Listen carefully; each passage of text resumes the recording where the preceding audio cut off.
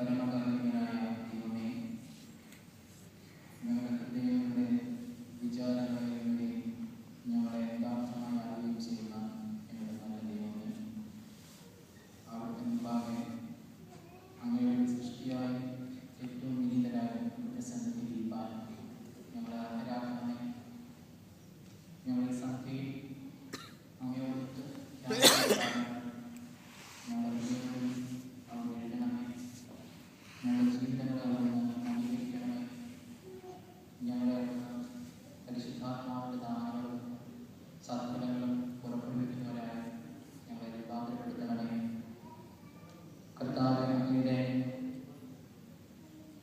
സന്നിധിയിൽ അടുത്തു വരുവാൻ അയോഗ്യമായി ഞങ്ങളുള്ളവരെയും ദൂരീകരിച്ച് അങ്ങയോടുള്ള ദൂരം കുറവാനായി ഞങ്ങളെ സഹായിക്കണമേ.